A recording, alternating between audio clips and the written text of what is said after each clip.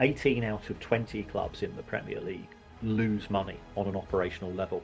What Manchester City have been accused of by the Premier League, there's 115 charges, is wide scale attempts to circumvent the rules. What we are seeing is effectively a glorified game of whack-a-mole. Sheffield United are owned by somebody from Saudi Arabia, and Saudi Arabian PIF owns Newcastle United. And was there pressure put on the owner of Sheffield United to vote against these rules? So when Sir Alex retired, Manchester United owed other clubs £34 million. So that's 2013. They now owe other clubs 364 million. So it's gone up by a factor of 11. I know some managers in League Two who are working for glorified expenses because they're just desperate to get a job. But in the case of Mourinho, I think his total payouts, I think it's somewhere in the region of £80 million from payouts, plus of course all of the money he's earned as a coach, the bonuses for winning trophies and everything that goes on top of that. They scored 3 goals in the second half. They beat West Ham. They went from 13th to 9th, and they earned £8.8 million in 45 minutes. Hello and welcome back to my channel, and today's guest is Kieran Maguire, who is a football finance expert and co-host of the Price of Football podcast. So what I really like about Kieran is he's obviously very knowledgeable about all things football finance, but he breaks it down and explains it in such an easy to understand way. So in this conversation we speak about financial fair play, we speak about the ownership of Manchester United, we talk about how football clubs make money, football transfers, and even things like payouts for managers when they do get sacked. So there's obviously a lot of money involved in football, and Kieran is the man to break it down and make it all make sense. So before we get into the conversation, I want to quickly ask you to subscribe to the channel if you haven't already done so, and if you do enjoy the video, please give the video a thumbs up. So without further ado, let's get into the conversation with Kieran Maguire. Kieran, welcome to the channel. How are you doing today? All is good. I'm just back from a couple of weeks in Thailand, so I'm a bit confused about weather.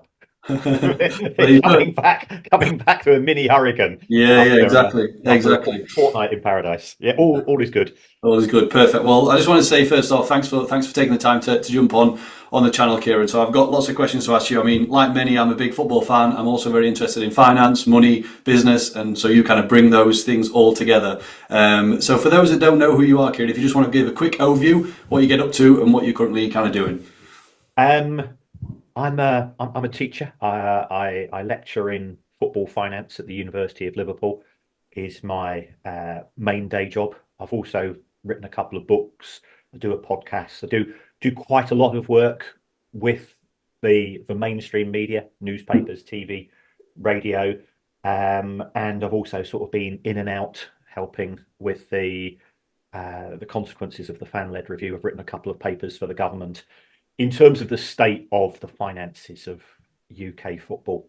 So it's ultimately I'm a football fan with a big calculator. It's the best way of describing it, and I have a hobby which masquerades as a job.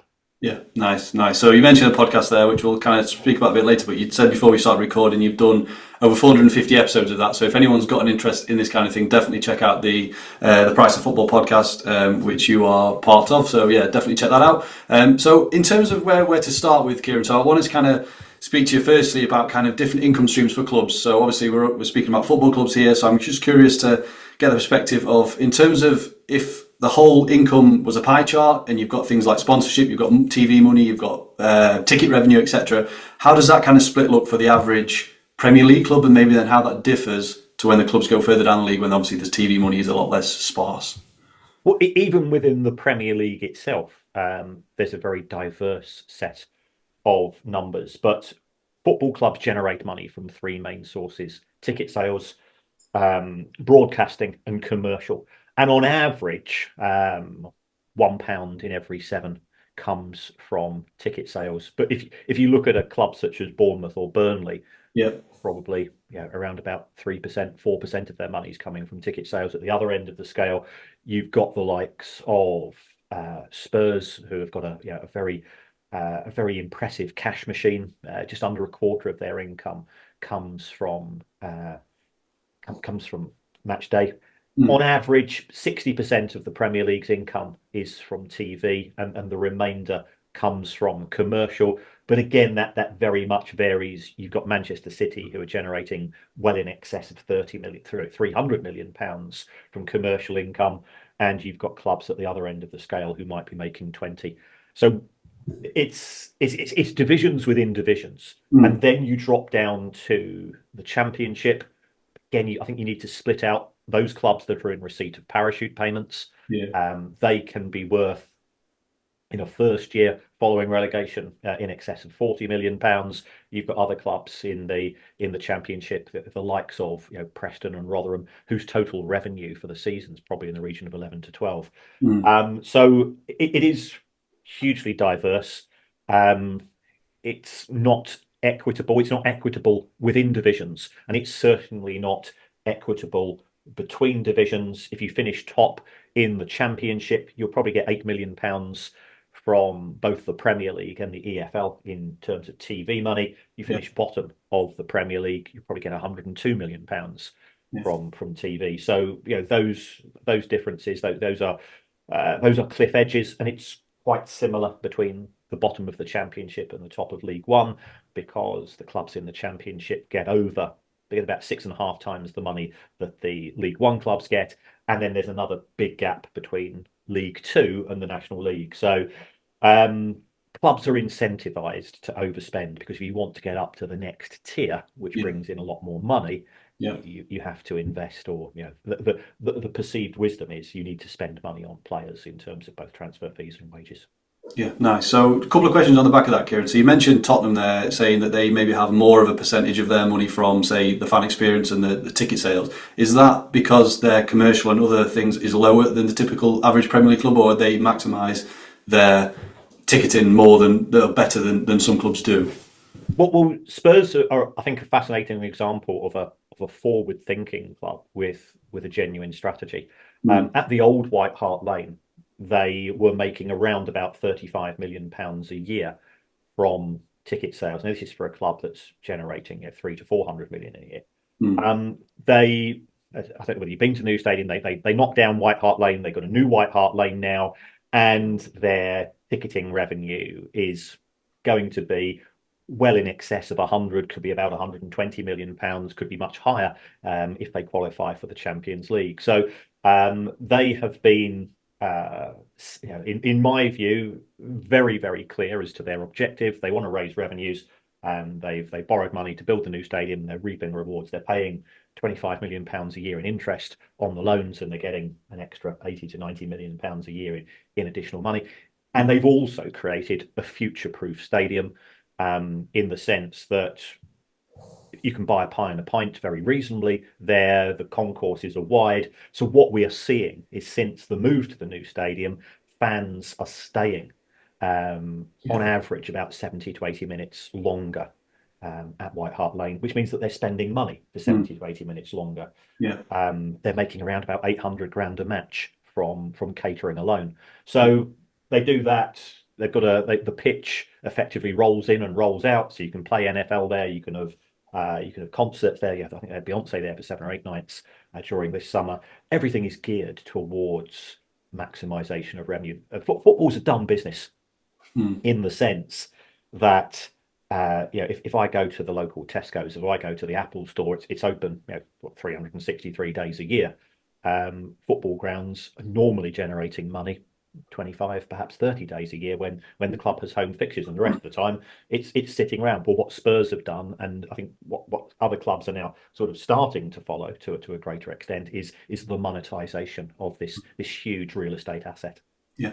Are you a Beyonce fan, Kieran? Will you be at the Beyonce? I think it's fair to say I won't be there. I'm going to see Depeche Mode this week. I'm sort of indie industrial 80s dad, or granddad, actually, these days. Nice.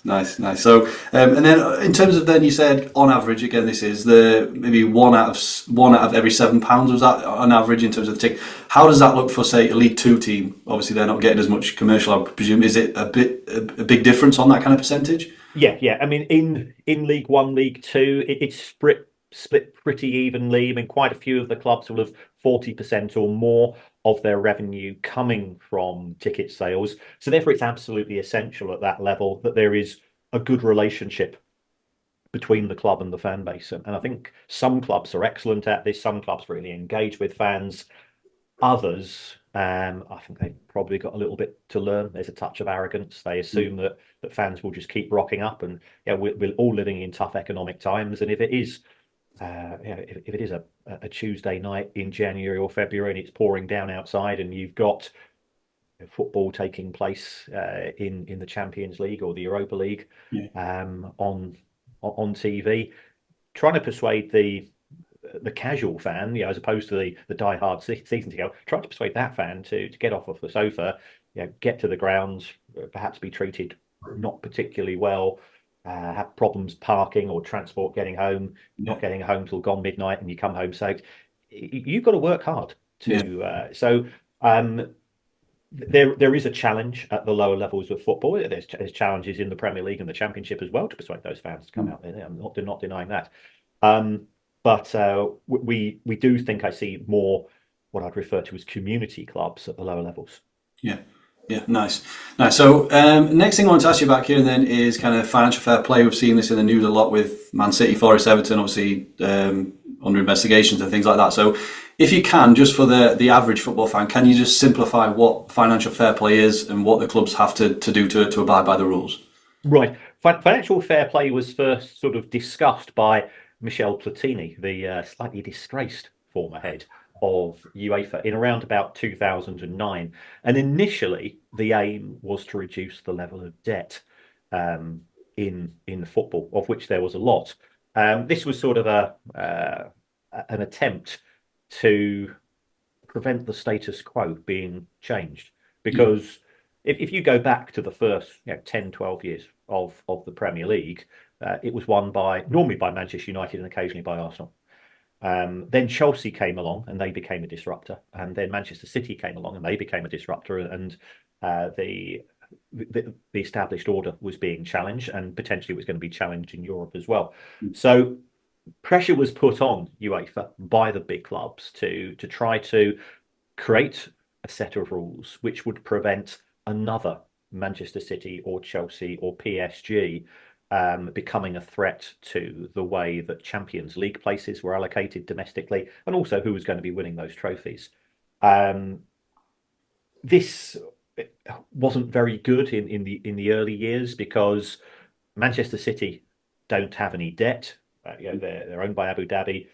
Debt and interest are sort of alien concepts from an Islamic finance point of view. So Manchester City have not been funded through borrowing, so that didn't really work out.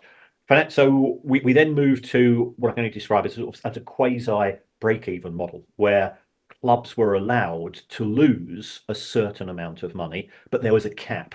So what are profits and losses? Well, a profit is the difference between revenue and expense, and we said earlier that revenue is match day commercial broadcast less your running costs, which is going to be wages, transfer fee, amortization, the electricity, accommodation, transport, interest on loans, and so on. And under UEFA rules, you were allowed to lose €30 over 3 years. In the Premier League, the rules were a little bit more generous. You were allowed to lose 105 million.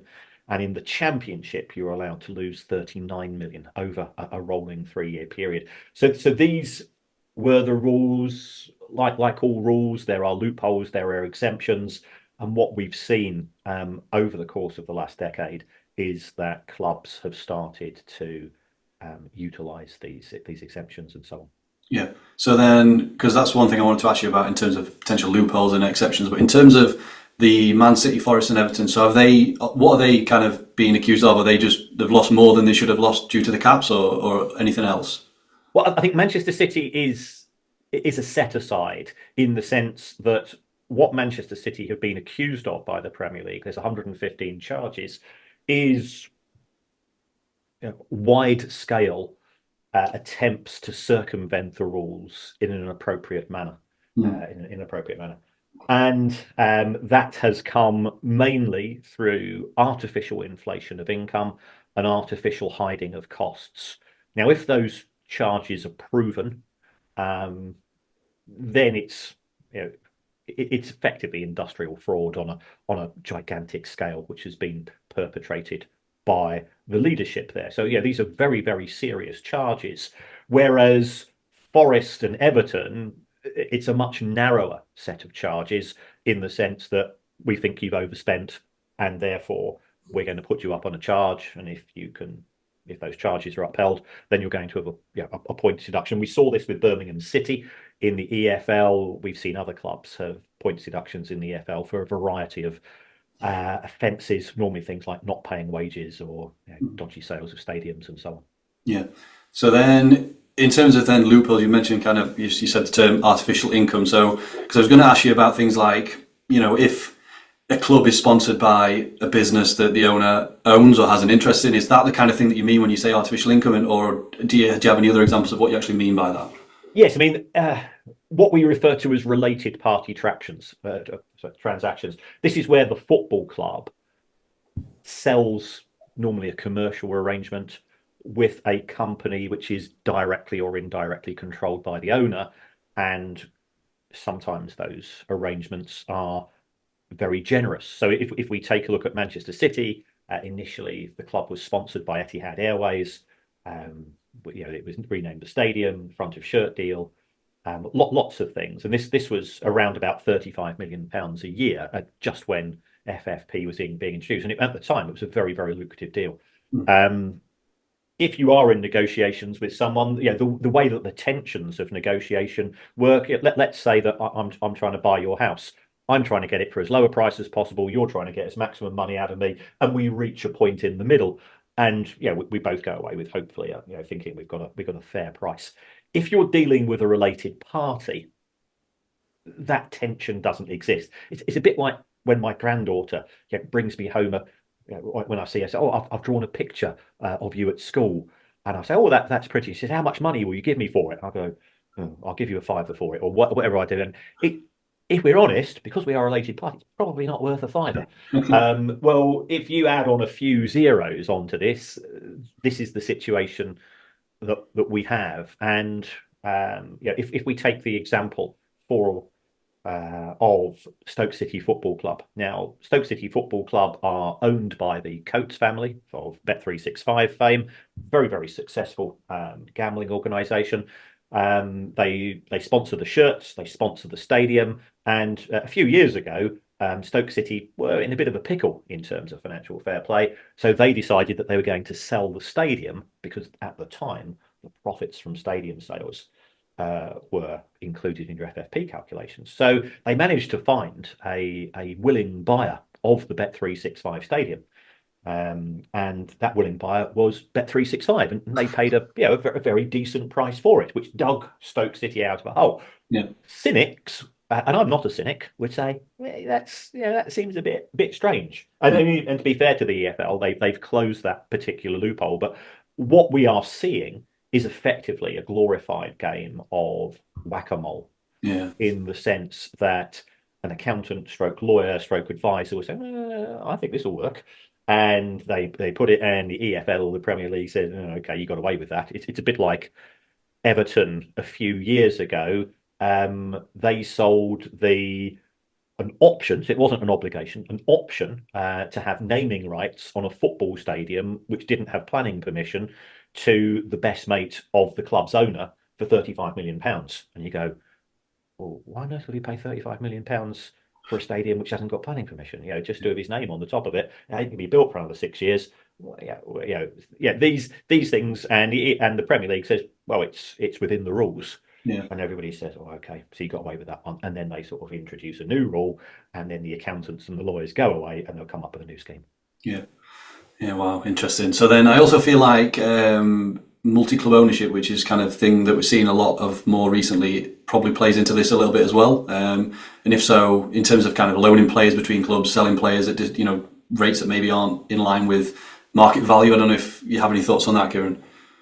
Yeah, I mean, the multi-club ownership model, theoretically, ultimately I'm a university lecturer, so I live in a theoretical world rather than a real one. And multi-club ownership models have a lot of merit in the sense that you can reduce your costs because you only need one HR department, you only need one legal department between the 2, 3, 4, 5, 6, 7, 8 clubs, whatever it's going to be. So you can spread the costs You can also spread the risk. If you get relegated from the Premier League, that's a huge hit. If you own 8 clubs and one of them gets relegated, can you see that the hit across the multi-club organisation is much less harsh? So there are logical and theoretical benefits of a multi-club ownership model. The downside is that if you've got one part of the organisation which is not really subject to financial fair play, and you've got another part of the organisation that is, then you can sort of game the system, for want of a better phrase. And this happens in other aspects of the world. We're fully aware that the likes of Google and Facebook seem to pay very, very little tax in the UK, because they're based in Liechtenstein or Luxembourg or the Republic of Ireland, where tax rates are that much lower, and they make no profits in the UK, and they make lots of profits in these other countries because that's how the system works. If we take a look at football, there are opportunities to manipulate the results. For example, if we take the transfer of Manchester City as part of the City Football Group, who also own a club called Melbourne City in the AFL, the Australian Football League. Manchester City acquired Aaron Moy probably about 9 years ago. Good player, promising player, Australian player, and they appeared to buy him for nothing from Melbourne City, which is again part of the City Football Group. They loaned him immediately to Huddersfield Town. Huddersfield Town were promoted. Huddersfield Town had an obligation to buy Aaron Moy, so they bought him for £10 million. So Manchester City, who are subject to FFP, made a £10 million profit. Melbourne City, and for where he developed his skill set, got absolutely nothing. But they're not subject to the same rules. So can you see a good strategist can park the profits where they are most needed, again at the time, within the rules? And we've seen this in respect of MCOs quite often. I think Watford and Udinese, who are both owned by members of the Pozzo family, I think they've probably had in the region of 20 transfers and loans between the two clubs over the course of the last 8 to 9 years. And it's within the rules until the rules change. Was there a vote on something like that recently about loaning players between the clubs? I can't remember if I've seen that. Yes, there was. Initially, there was certainly a suggestion that transactions between clubs who are part of an MCO were going to be outlawed. But that was vetoed. In order to have any change as far as the Premier League is concerned, you've got to have a 2/3 majority, which is 14 clubs voting in favour. I think the vote was something like 12-8 or 13-7.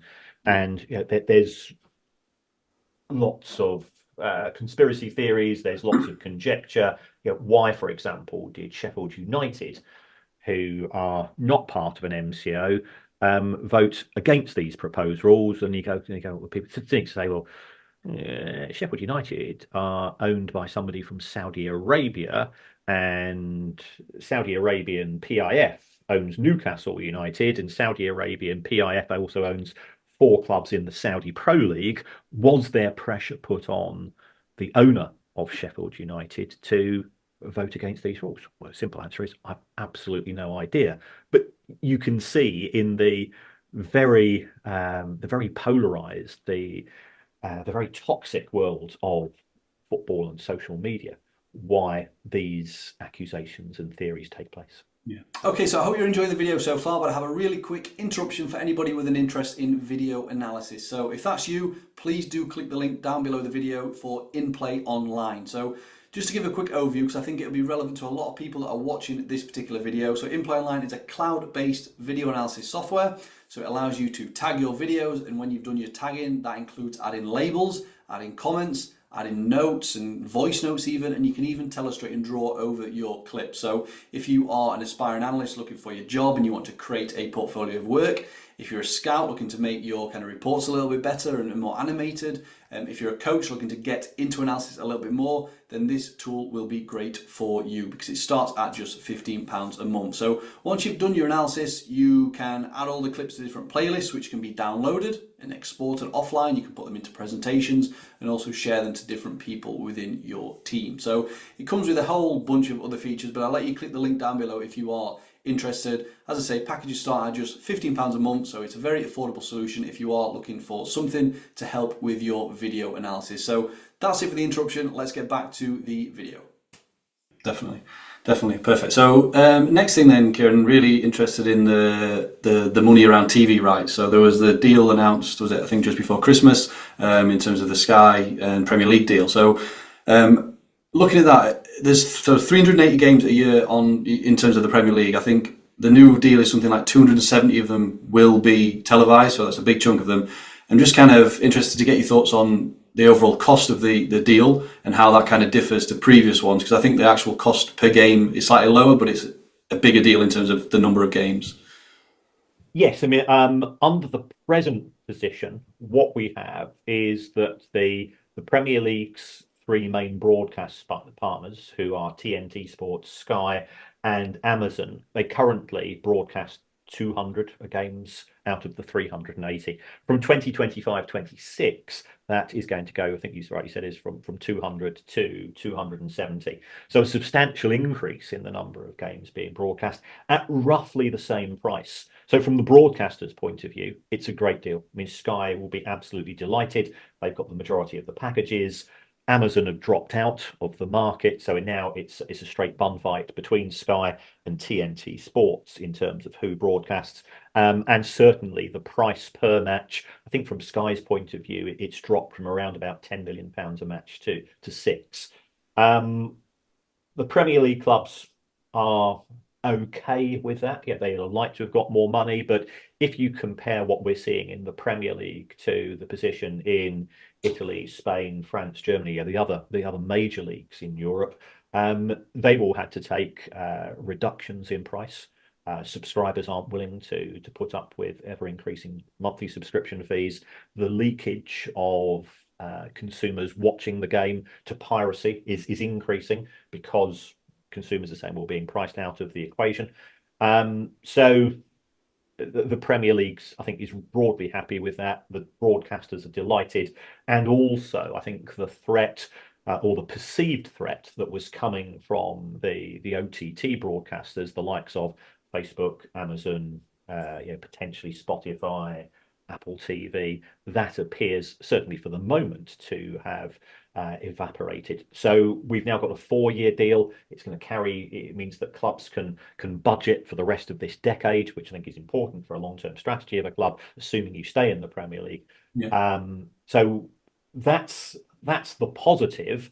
The negative is that the Premier League is under pressure to give up a greater proportion of its wealth to the EFL to offer greater support. And the Premier League had hoped that the pie was going to get a lot bigger, so therefore it could afford to give more money away without harming its own members.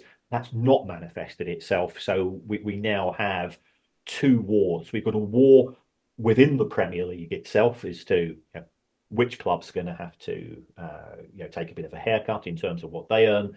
And then we've got a war between the Premier League and the EFL in terms of how generous is this model going to be? Is this new relationship between the Premier League and the EFL going to be? There are certain parties who want a reduction in the Premier League from 20 teams to 18 or 16. Good luck getting that one through at a 14-6 vote. There are parties who want relegation and promotion to be 2 up, 2 down, and then the third promotion place goes between either the side that finishes third bottom of the Premier League and 3 teams from playoffs in the 3 or 4 teams in playoffs from the EFL Championship. So there are lots of balls in the air. There's a lot of infighting taking place because the deal is okay, but they were hoping for a lot more.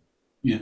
So then, does it? I mean, rough figures. Does it work out around £6 million a match that they're paying for a game? That's what the Sky are playing. I think TNT Sports are paying a wee bit less. Yeah.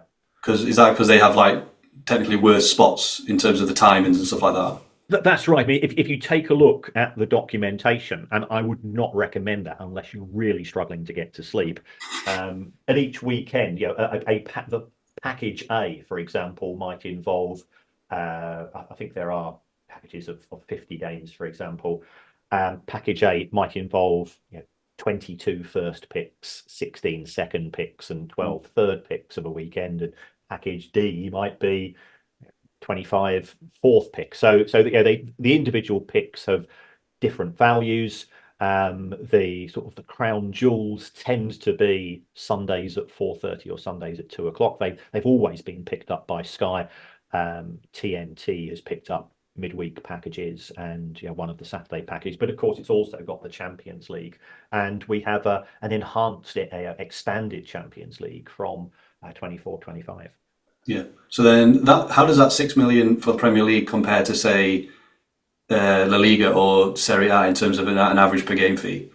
The Premier League rights are worth just over twice as much as La Liga, Bundesliga, and Serie A, and around about 4 times the value of the French TV deal. But the French TV deal is in crisis at present because broadcasters have said we're not willing to pay a lot of money because we know it's going to be won by PSG every year, and there's no competitive tension. Yeah, for all of the faults of English football, of which there are many, I wouldn't like to put my mortgage on who's going to win the Premier League this year. It's Liverpool or Manchester City or Arsenal.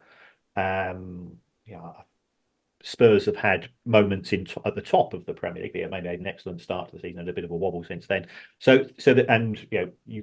Manchester United have got new owners. Newcastle United have got new owners. Chelsea have got new owners.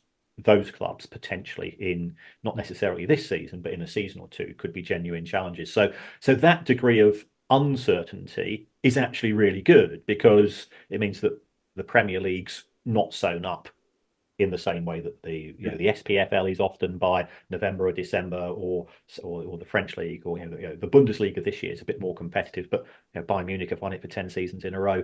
Those aspects which are great for viewing figures. Everybody remembers the Aguero moment when Manchester City won the Premier League. It doesn't matter whether you're a City supporter or a non-City. It was pure box office. Now, if the Premier League's sewn up by the same club in February or March each season, then that's not good for viewing figures. So that's what we do have, and that's why the Premier League is very good from a domestic point of view. And also, the Premier League was extremely smart when it was formed in 1992. That they went out to all the different markets. They went out to Asia and Africa and the Americas and so on, and said, we're going to give away Premier League rights for 3 or 4 years. Broadcasters loved it. They got something effectively for nothing. Subscribers loved it. It built up big supporting bases for the likes of Manchester United and Liverpool and Chelsea and so on in those early years. And then the next time those TV rights came up for renewal, the Premier League says, if you want to keep these rights, you've now got to start paying.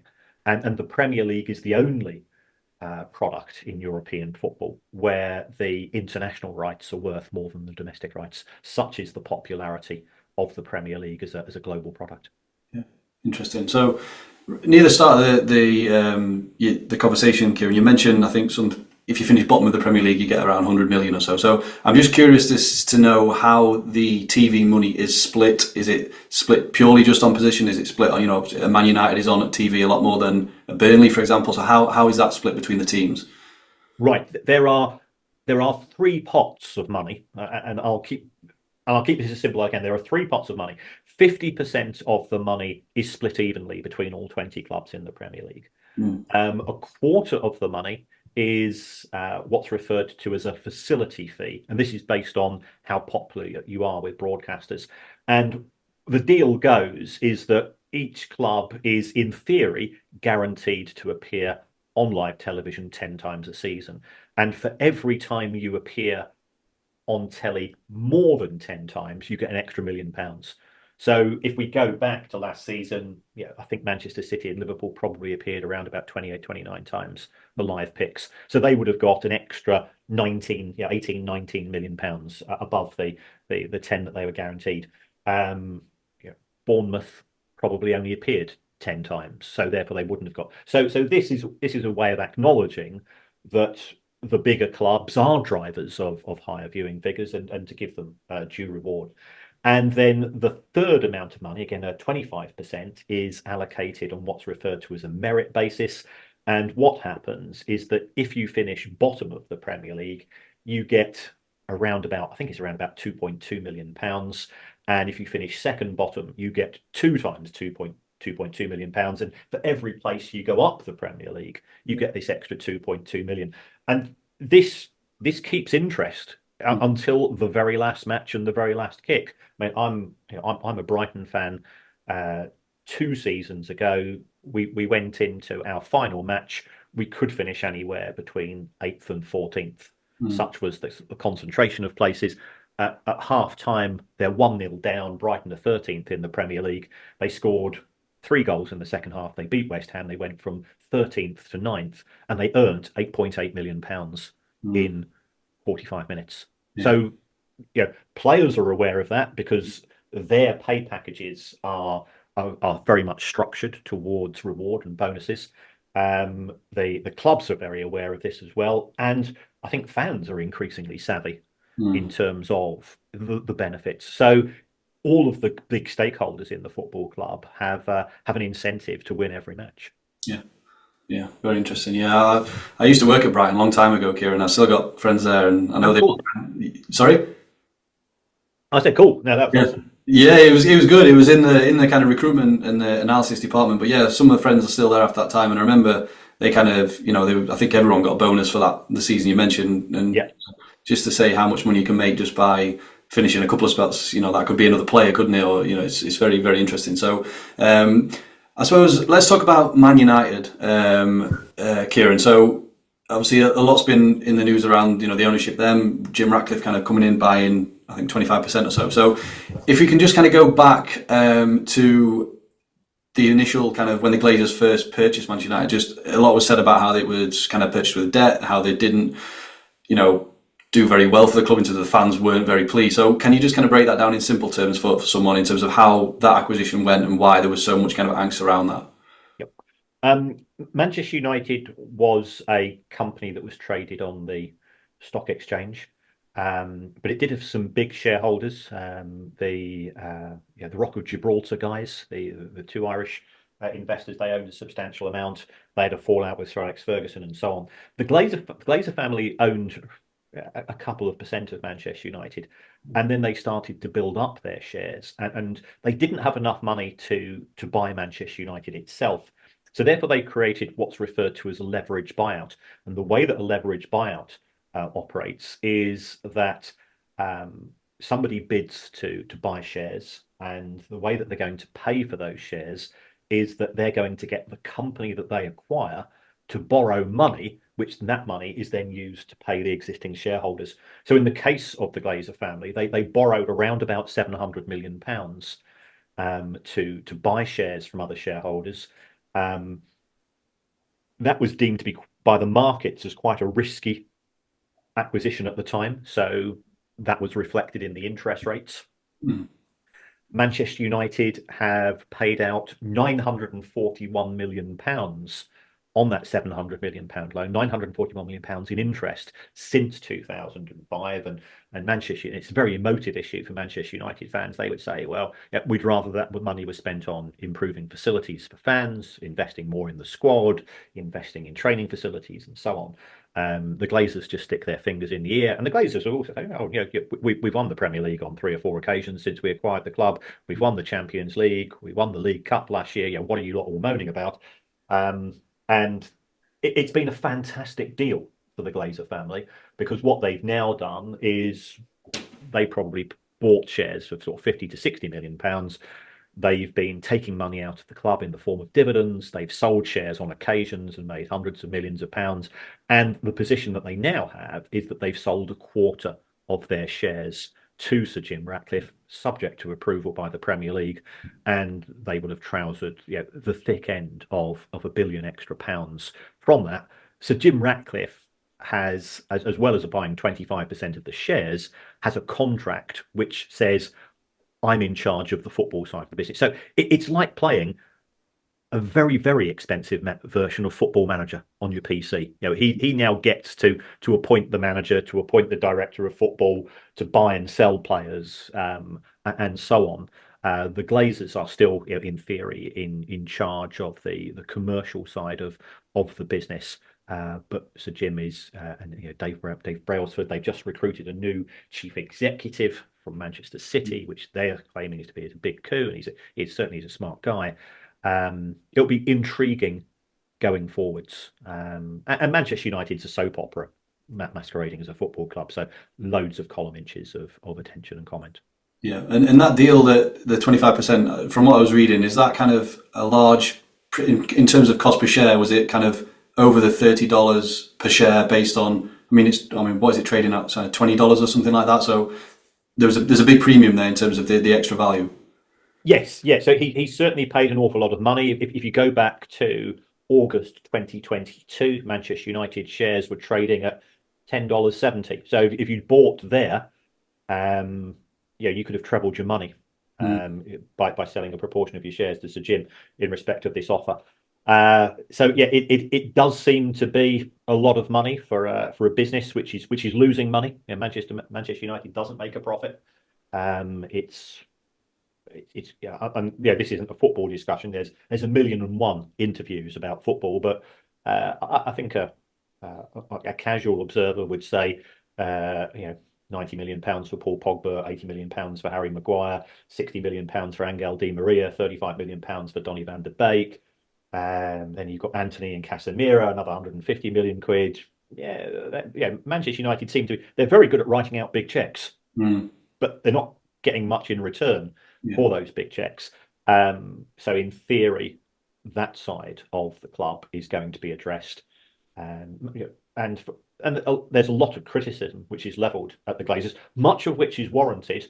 But what isn't warranted is to say that they've not given a continuum of managers a competitive budget. The money's there; it's just been spent poorly.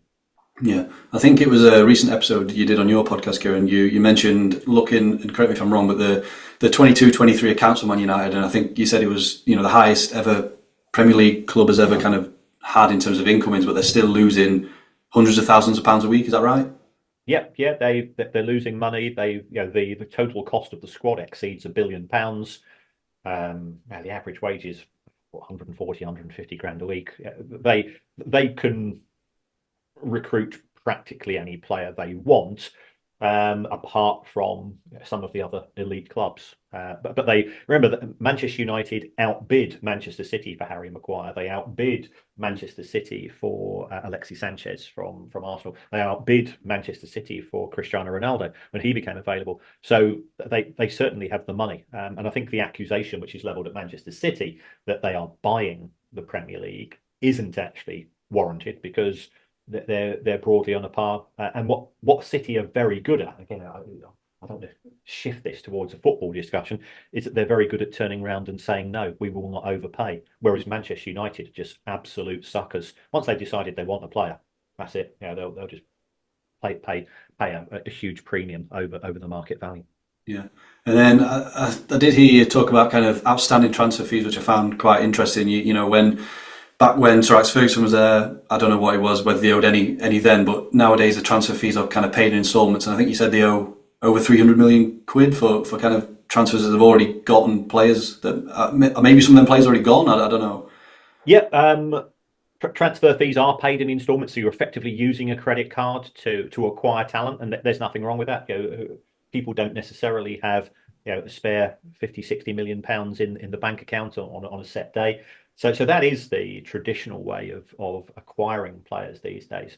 But what Manchester United have done to a far greater extent than other clubs is that they've bought players on extended credit deals. So when Sir Alex retired, Manchester United owed other clubs £34 million. So that's 2013. Yes, we know that there's been inflation over the course of the last decade, but they now owe other clubs 364 million. So it's gone up by a factor of 11 in a decade. Even football wage inflation has not gone up by that factor, and footballers are well remunerated individuals, especially in the Premier League. Okay, so if you've made it this far into the video, you must be enjoying the content. Either that or you have simply fallen asleep. So whichever one of them it is, you probably won't mind me asking you for a quick favour. So as you know, I'm always looking to grow the channel. So the bigger the channel gets, the more people we can reach and impact, but also the bigger and better guests we can invite onto the channel to have these types of chats. So with that in mind, if you haven't already done so, I would very much appreciate it if you did hit the subscribe button down below the video. The stats are showing around 25% of viewers are subscribed. So there's a big chunk of you that are watching the videos, but you haven't yet hit the subscribe button, but I will let you off because you can do it right now. It's free and it literally takes 1 second. So if you go down, click the subscribe button, it would mean a lot to the channel and help the channel to grow. So that's all for now. Let's get back to the video. Definitely. So you mentioned that that would be a typical way a transfer fee is paid over installments. Is that kind of, I suppose that is obviously factored into financial fair play and the fact that you can kind of stagger a cost over, is that how it works? If I sign a player on a 5-year deal for 50 million, is that kind of factored in over the period of his contract? To a certain extent, there's a bit of toing and froing. If the selling club is desperate for cash, what they'll say is that we'd like to have 50 million in 3 installments, but we'll accept 45 up front. So a lot depends. It comes back to negotiation, desperation, necessity for cash. It's a fascinating case study, football. It's far more fascinating than almost any other industry I'm aware of.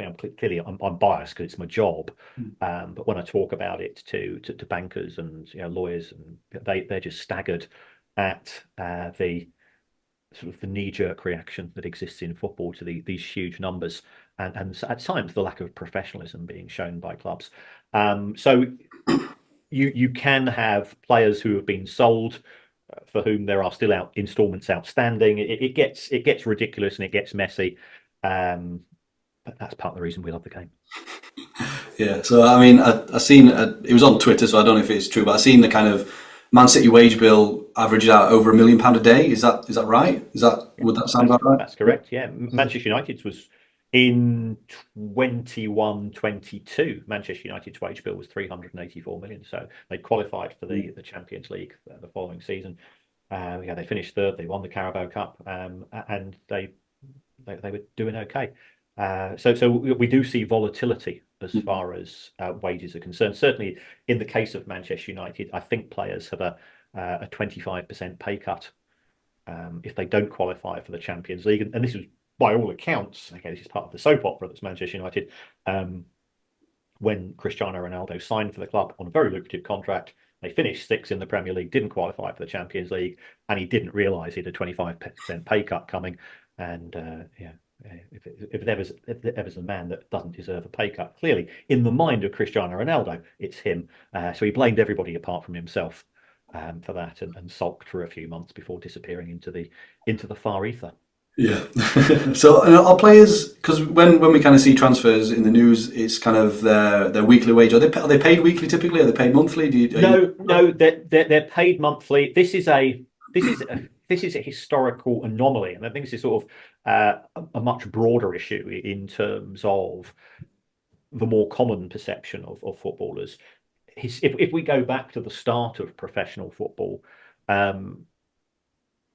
footballers were blokes who worked in factories who on a Saturday afternoon played a bit of football, and therefore they were used to receiving a weekly wage from the factory.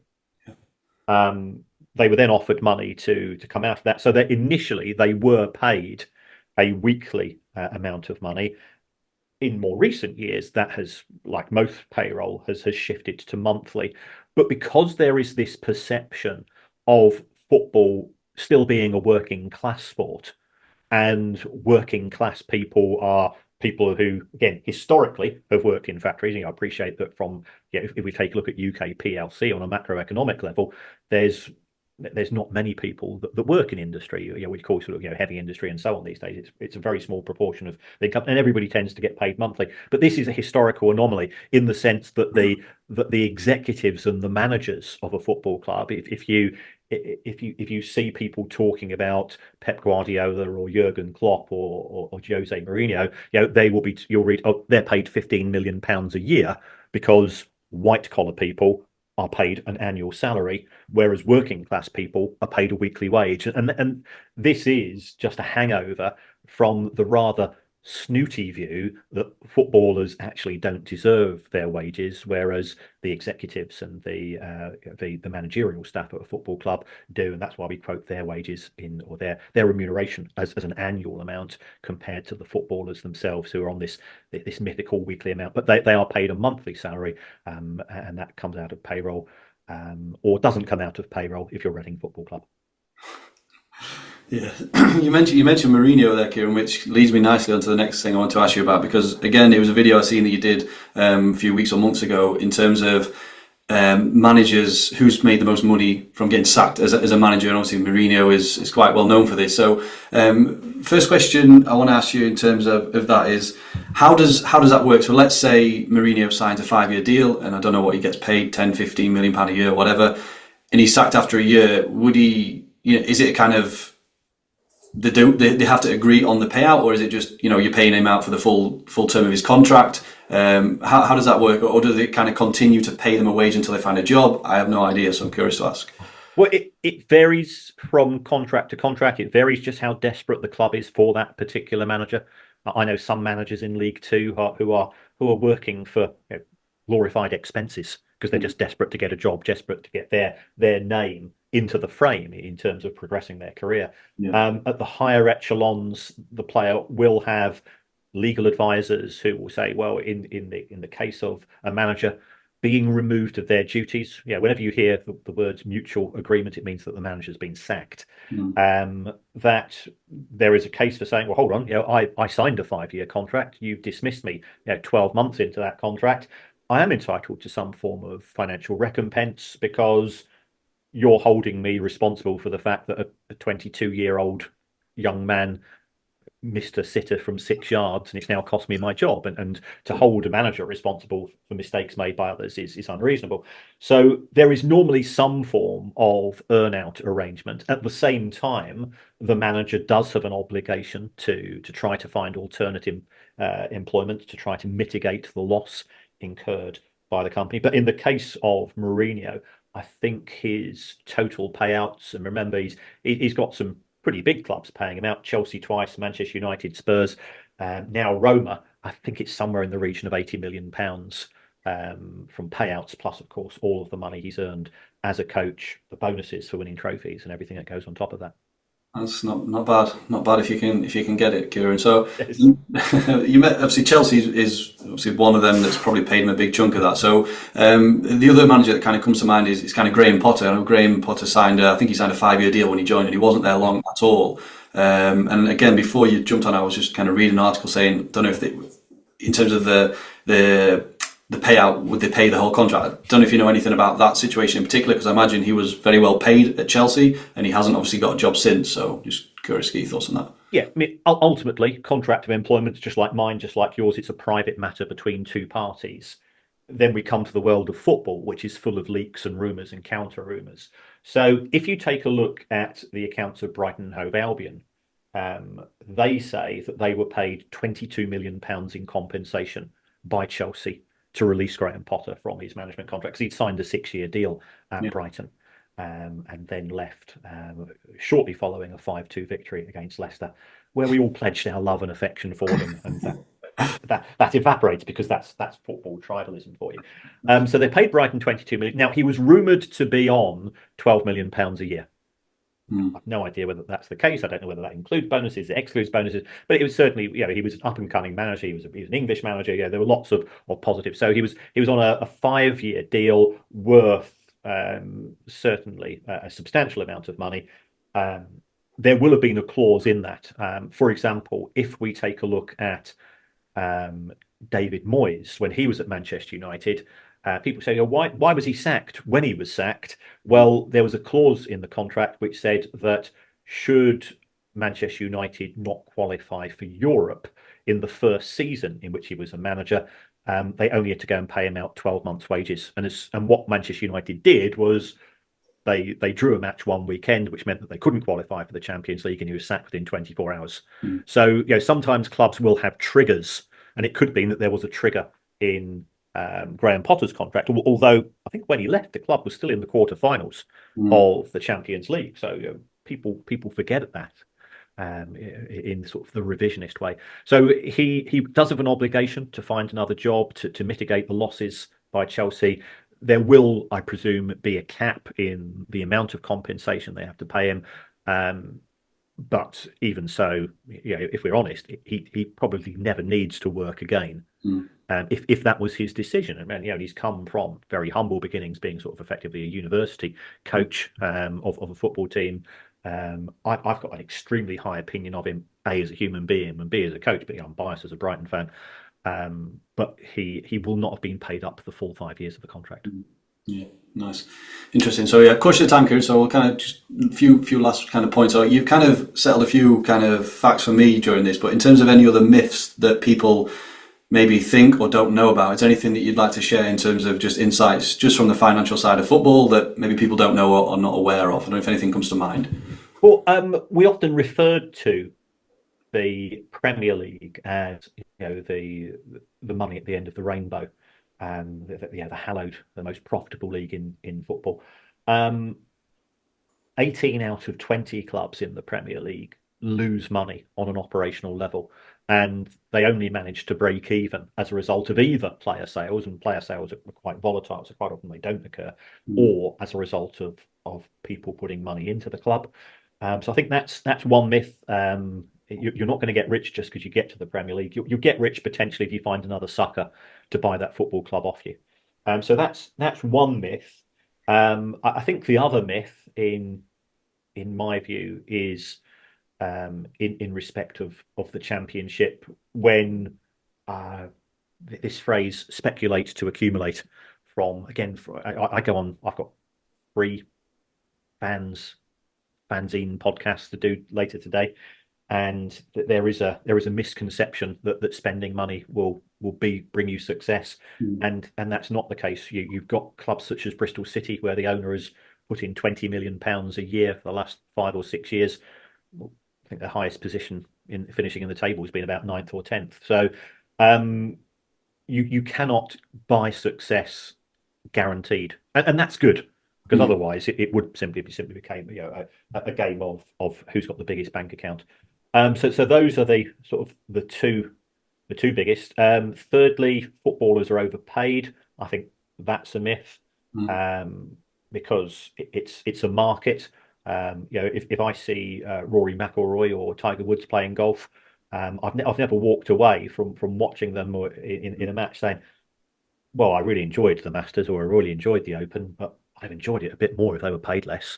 And yet you get this myth from football fans, money has ruined the game. No, that's a myth which is put out by the media, and people swallow it and they repeat it, and therefore it becomes a common fallacy. Footballers are paid a market rate, just in the same way that managers are paid a market rate, or bankers or accountants, or in my case, university lecturers. I'm paid the market rate for my job. It doesn't mean I'm overpaid or underpaid. You could argue that I'm rubbish at my job and therefore I shouldn't be in the job in the first place. That's a separate argument. Yeah, nice. That's very interesting. So at the end of the episodes, I always ask for kind of book recommendations, Kieran. So you do actually have your own book, so I'm going to link that below. So if you want to give a shout out to the book, kind of what people can expect from that, and then also where can people find you? Obviously, the podcast, the Twitter, etc. Just kind of where can people find you if they want to hear more? Well, I've written a couple of books. I've written solely a book called The Price of Football, and I'm a teacher, I'm a university lecturer. There wasn't a book on the finances of the game. So under duress, because I'm not a writer by nature, I wrote this book called The Price of Football, and that was published 4 weeks before lockdown happened in 2020.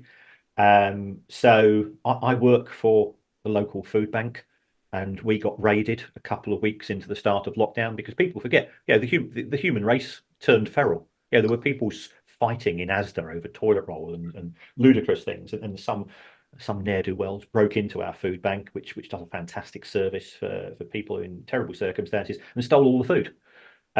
So I said to the manager of the place, I've got this book out called The Price of Football. I teach 250 students. Probably a quarter of them will buy a copy of the book. The library will buy 10 copies. So I might sell 100 copies of the book. I get £1 a copy royalties myself. Look, I'm going to give you 100% of the royalties. And I thought, okay, I'm being a sort of semi-nice guy.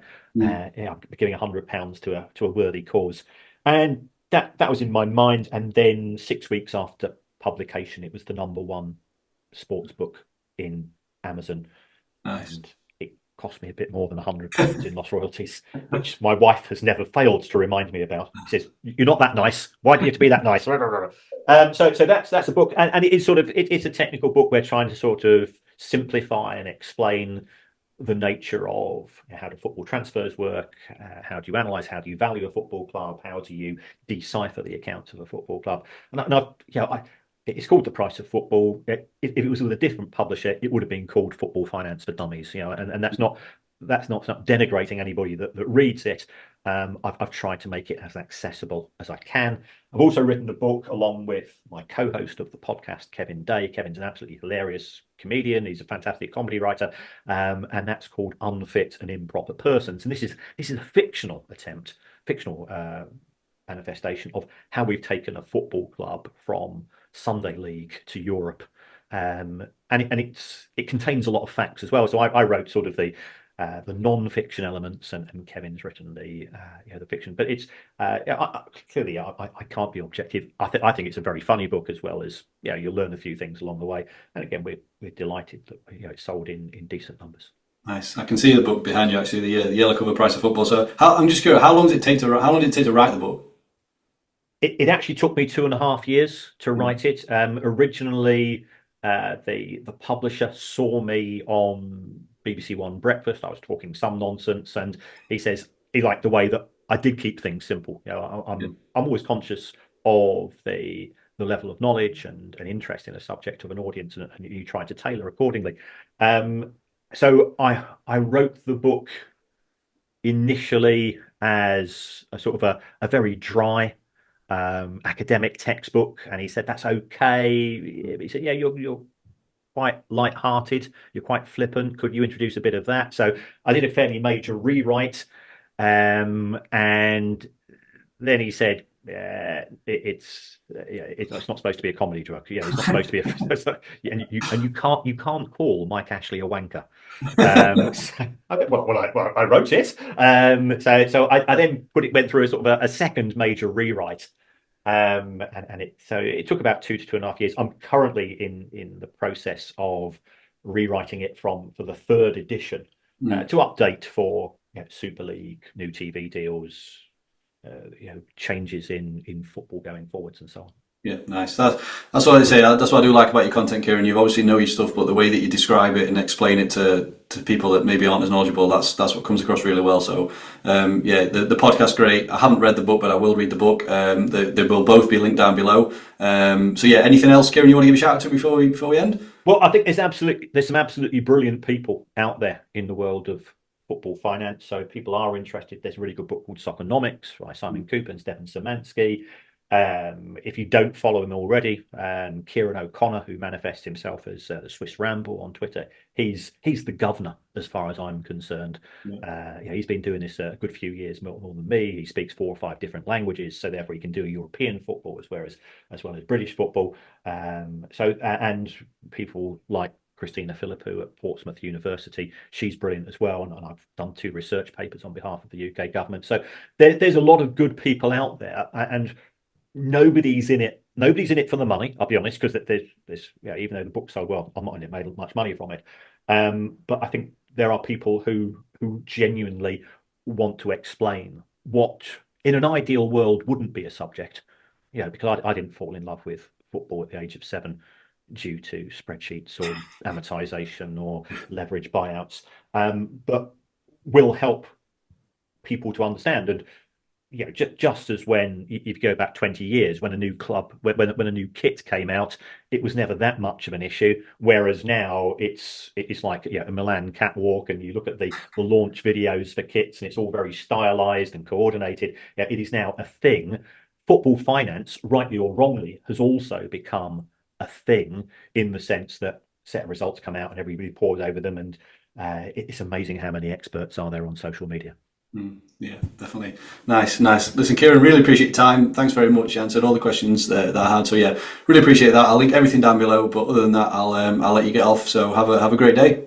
Thanks very much, Chris. Take care. All the best. Cheers.